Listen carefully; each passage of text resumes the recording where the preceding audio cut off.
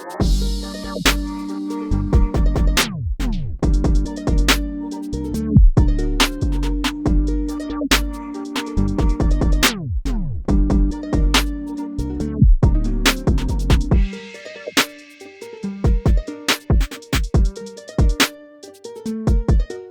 to the BOREDinDE podcast. And now your host, Tucker. Hey everybody, it's your man Tuck from BOREDinDE.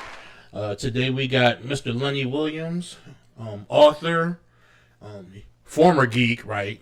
Or you still geek out a little bit and everything? Yeah, I still do. And we got Jarrell. So what's going on, man? Where you from originally, Lenny? Wilmington, Delaware. Born, man. Hey, did you find it hard to become a author here? Publish your own books? Because, Delaware kind of small and cliquish. Yeah, so when it came to being a writer in Delaware, it was really easy for me, in that art form because a lot of people supported me. I was just in that lane, and a lot of people aren't in that lane, especially in this state. So if I was in New York City or Atlanta or LA, it'd be a lot more writers. But in Delaware, you don't find that many. So it's actually like more rappers and musicians stuff. Those people in that art form supported me, along with my family and friends, and just a whole bunch of people that expanded from that. And I never encountered that type of obstacle. I do notice the clicks though, especially when I did media and interview people that were rappers and stuff. It's a lot of clicks when it comes to music. And in the music game, it's a lot harder for them because they don't support each other. But I'm glad that I didn't have to go through that. So how long have you been writing? Since I was about 9 years old, or even 8 years old, because my teacher said I was a great creative writer. Now, I didn't take it serious, though, until my junior year of college. My professor, when we were working on a creative writing assignment, he noticed that my stories stood out. And, I had no idea that he was going to come up to me one day and say, hey, you remind me of like Disney, Walt Disney and J.K. Rowling and even Jordan Peele. And he said, whatever is writing. He said, your calling is writing. And I need you to go ahead and stick to that and become an author because your work needs to be put out there. So once he told me that my work needs to be put out there and to continue writing, I took his word and I just went ahead and did it. Now, do you still see this guy? Are you still in touch with him, or you kind of lost touch over the years? Yeah, I lost touch with him right after I finished the class. And, that professor, he was cool. It was almost like, he gave you advice and guidance. And once the class was over, that pretty much was it. I wish it was a situation like how on Boy Meets World they had Mr. Feeney, and they always seen Mr. Feeney even up until their adult ages. But it wasn't like that. But he was a great professor, though, and he dropped a lot of knowledge on us. Yeah, I really like that show. Really like that show. Yeah. That was one of my guilty pleasures back when late early evening sitcoms were really, really good and everything. That's crazy. He was grown for Boy Meets World. Uh-huh. That's crazy. He was grown for Boy Meets World. Yeah. Wow. Yeah, I'm a little older. Just a little bit.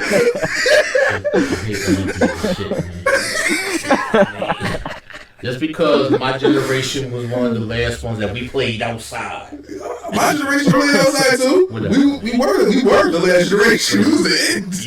Your generation had the damn foam pads at the jungle gyms and stuff like that. We had mulch. You had the little pad. You fall. You be like, oh, I'm hurt. We fall. We got mulch all on our skin. Like, ugh. Listen, my generation got hurt. Lenny, you got hurt, didn't you? Some point, didn't you? Oh yeah, absolutely, man. See, we got hurt too. I don't know what the phone pads he talking about. I know that they got them now, but I ain't have them when I was younger. That's a fact. Listen. Well, you the guest. You can say whatever, but fuck him. I had a metal slide. Listen, a metal slide that burned my ass. I am not these new kids. Bro, he said that you was between Disney and J.K. Rowling, bro. like that's an eclectic mix. But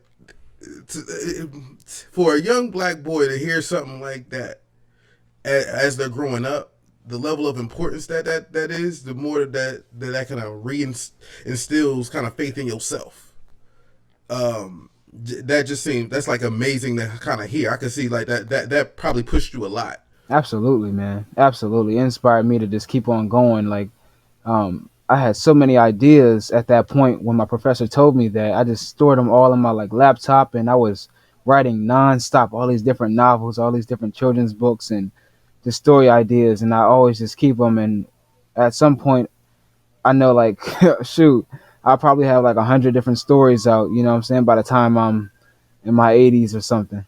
That's what's up, man. That's a lot of writing. Yeah.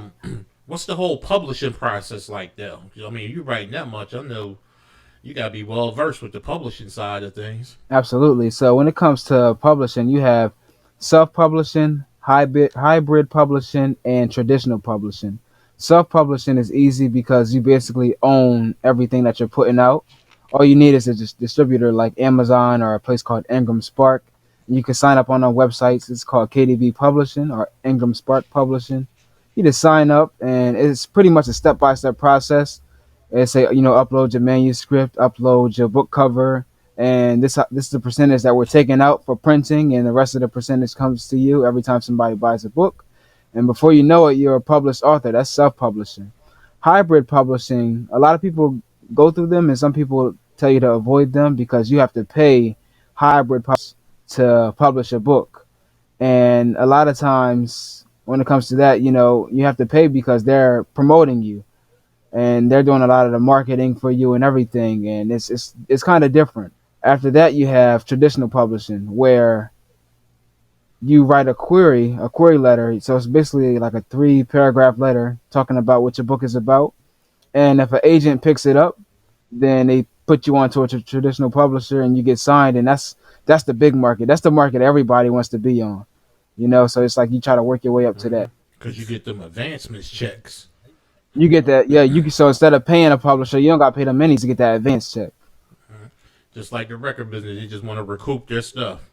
Yep. Once your book comes out and everything. So hopefully it's a good seller, a big seller, and you can, they can get their money and you got paid. So it's kind of like a win-win. But so I see that's why everybody gravitates towards that. What was the hurdles you had to deal with that, and how do you feel about people being stingy with the information?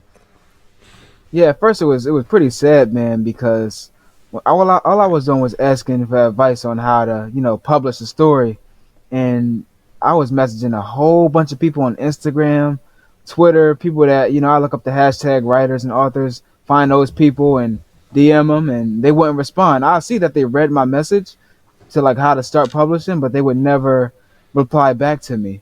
So at that point, I just looked on YouTube.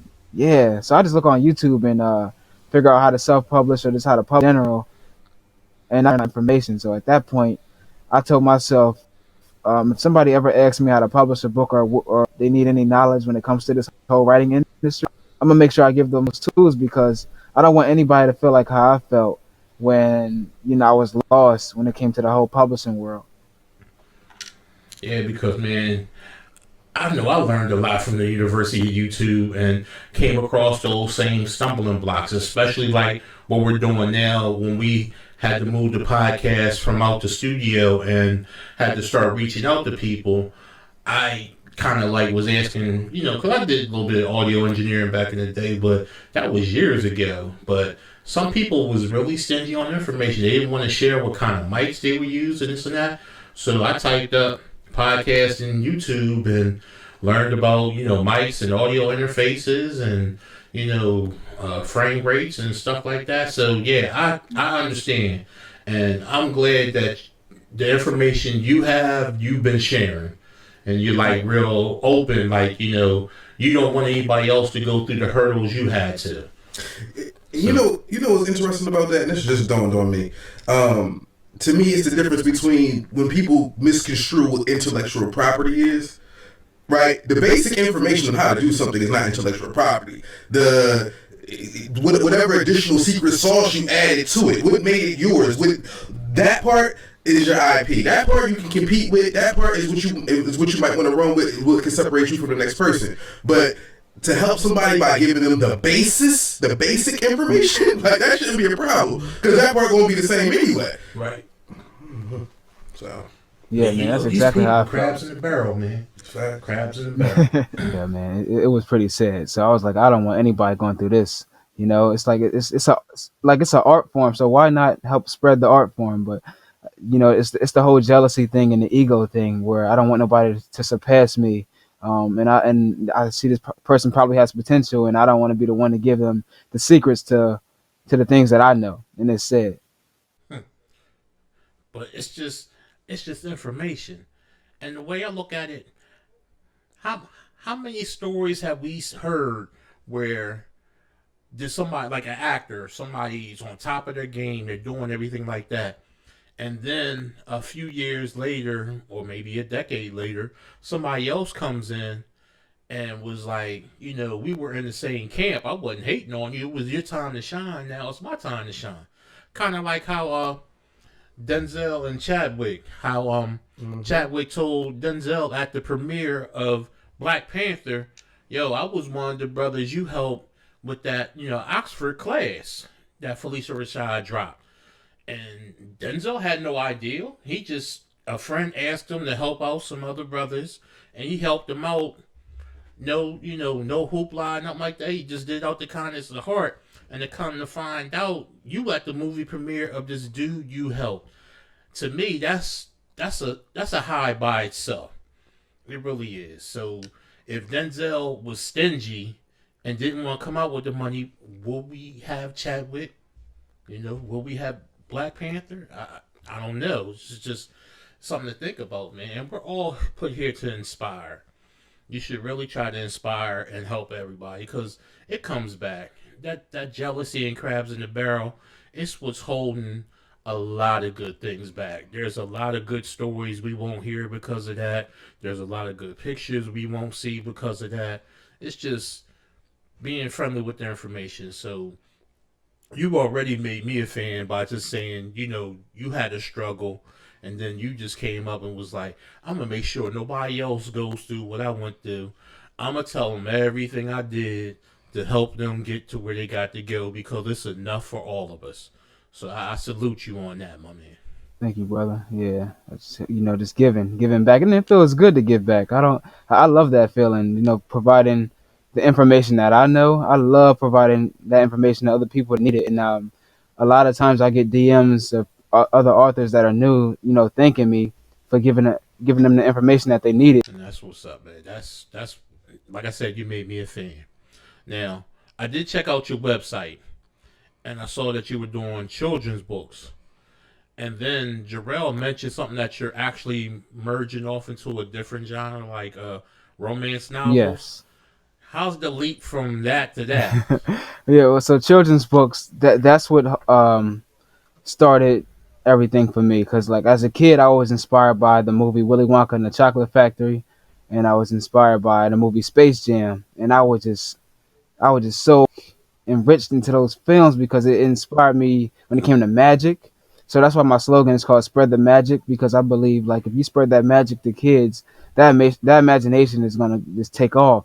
So you know the children's books, they kind of were like the test dummies almost, you know. So I was testing out my storytelling, and I found out that people loved it, and also I was testing out my mind when it came to making sure an image that I thought of came onto the paper. And I made sure I described that image to the illustrators the best way I could.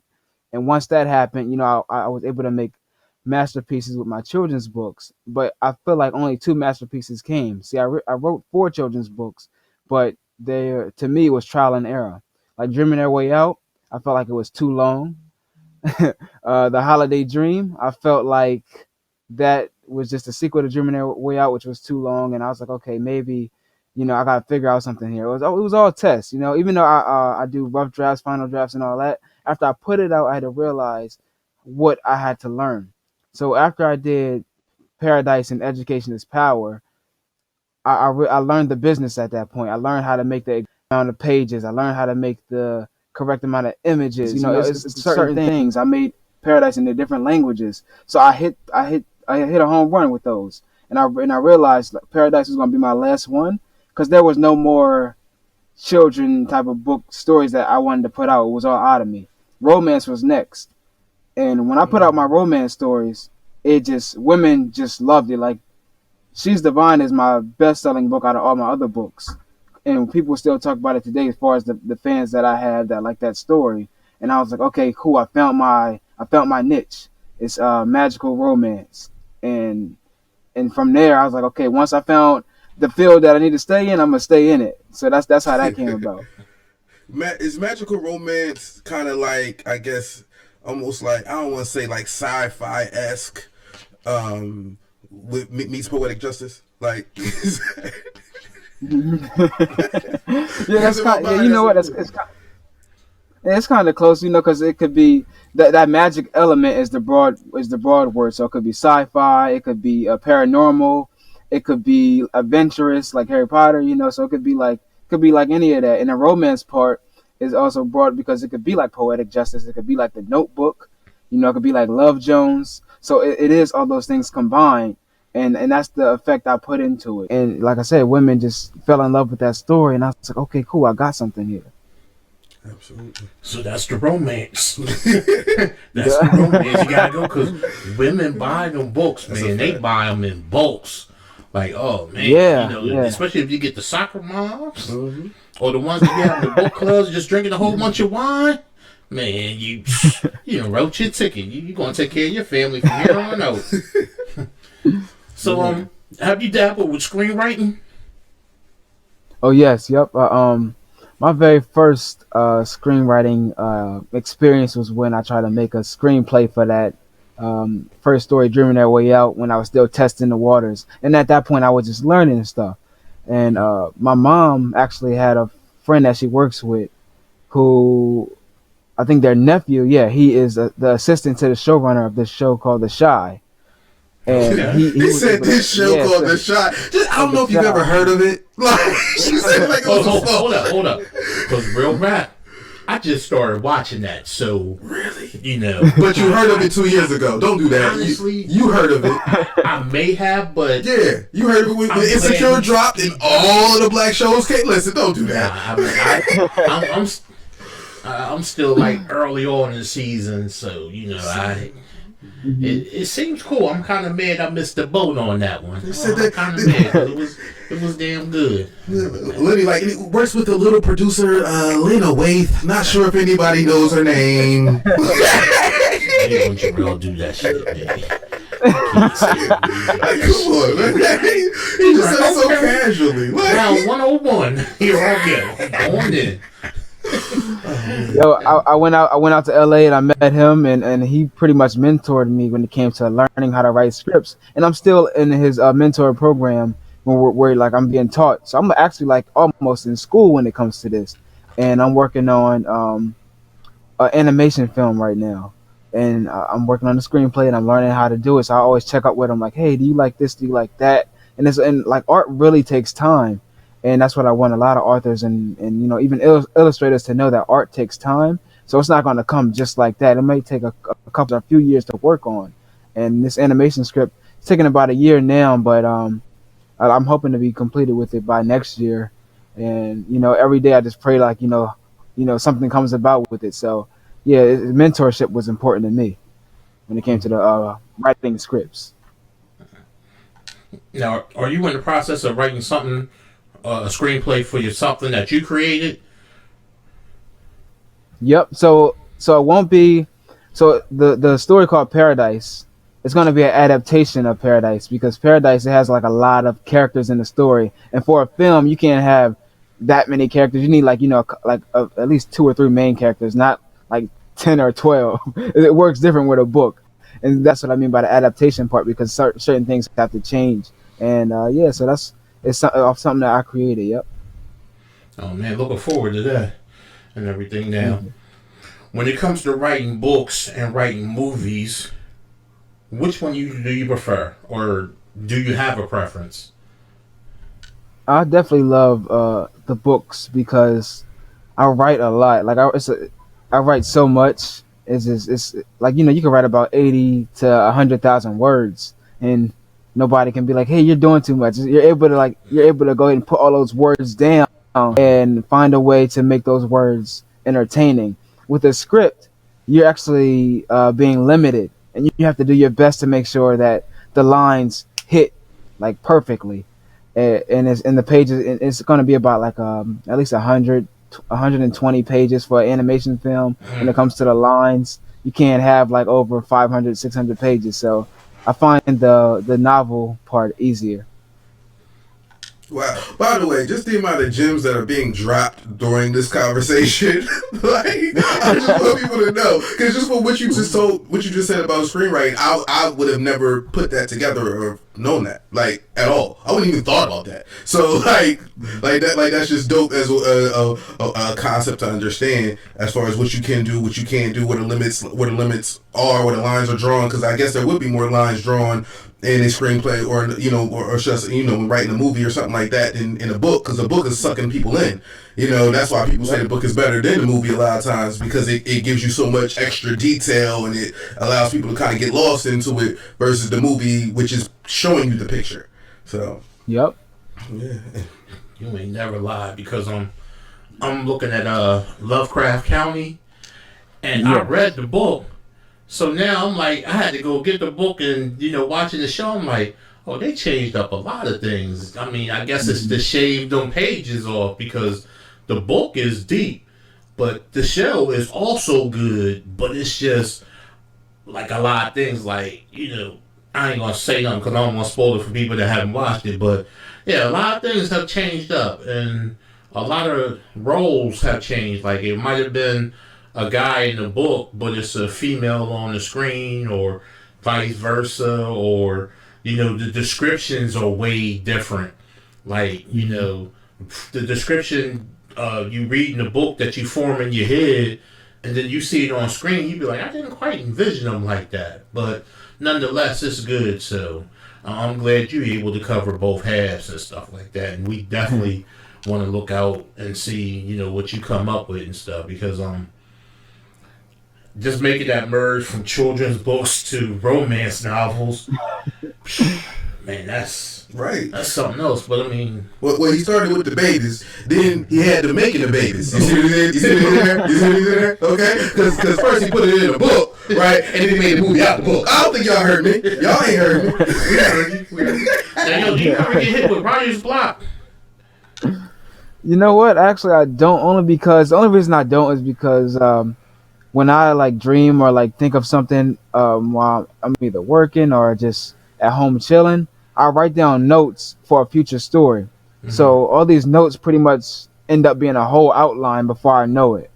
And I'm able to go back to that outline and add certain, and I'm able to go back to the outline and just write my story. It's almost like a study guide that I make for myself without realizing it.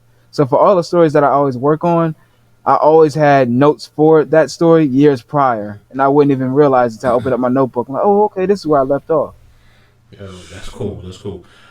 So, I think we pretty much covered everything. This is something you wanted to ask? Because we covered the writer's block and the difference about writing, movies versus books and everything. Oh, what's your favorite book? Oh, that's a good question.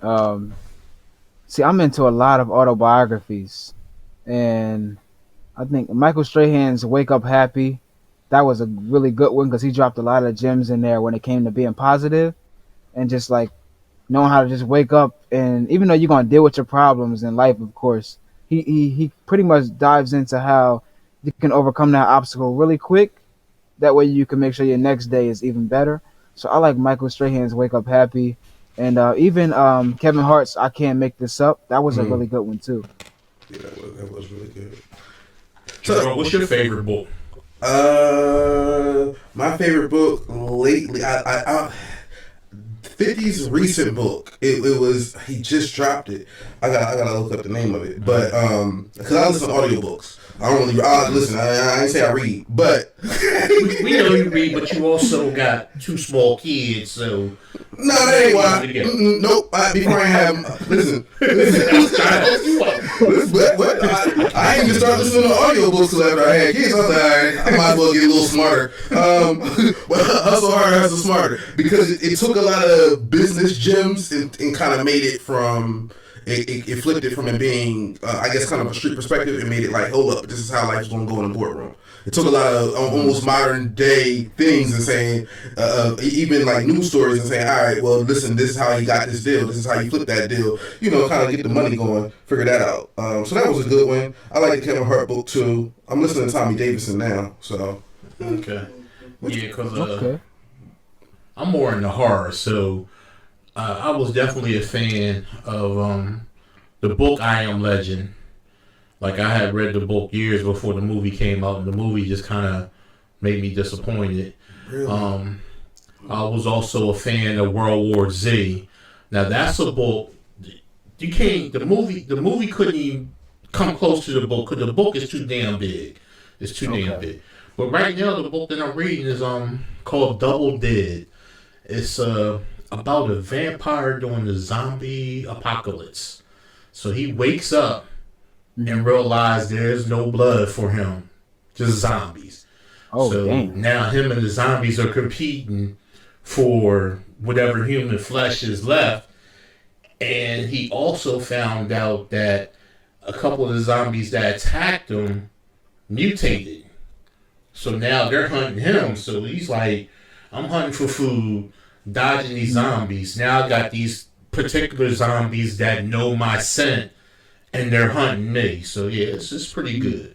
You know. Oh, snap. That sounds like the evolution of Blade. I'm serious. But the thing about it is that the vampire is one of those condescending dickheads. Like, to me, he comes off like Vince Vaughn. Okay. Like Vince Vaughn, and it's another actor that he's just the dude that played in Deadpool with the curly hair. He was also on that Silicon Valley. Yeah, I know. Like he's one of those type people. Like, man, he just finds the negative in everything. Right. But yeah, man. But Lenny, man, I thank you for coming on, man. I know it was pretty much short notice. I hope we did some justice with you, and you definitely dropped some gems. So I can't wait to get that up and share that on the site. But before we roll out, man, I need you to tell the viewers where they can find you. Yeah. All right. Well, if you go on YouTube, you can find me at Lenny TV. That's Lenny and the TV, and pretty much on that site. If you click on the description box, you'll see that I have my website, lennysimagination.com, or you can follow me on Instagram at Sugar Ray Lenny, like the boxer Sugar Ray Leonard. So, and Lenny is spelled Leny. Sorry, I'm messing up right here. Lenny is spelled Lenny. So yeah, so Sugar Ray Lenny, like the boxer. And from there, I always post everything that I have on Instagram too. I think I'm on Instagram way more. I'm on Instagram there and Twitter. I'm not really on Facebook that much. Like, I share a lot of information on Facebook, but I'm always on it. So on Twitter, it's Sugar Ray Lenny as well. Cool. That's what's up. Well, ladies and gentlemen, I want to thank y'all for checking us out here at BOREDinDE. And if you haven't already, definitely check out the site, www.BOREDinDE.com. You can see all our previous past episodes of the podcast. We make them available both in audio and video forms. We also got our store up and running, so you can get your cool little shot glasses if you want to drink like me and everything. And get you some t-shirts and everything. All the proceeds basically help support the site and get Jarrell them energy drinks and stuff, because you be tired when you be coming over. And until next time, everybody, this is Tug, Jarrell, and Sugar Ray Lenny. Check them out. Peace. All right, peace out. All right.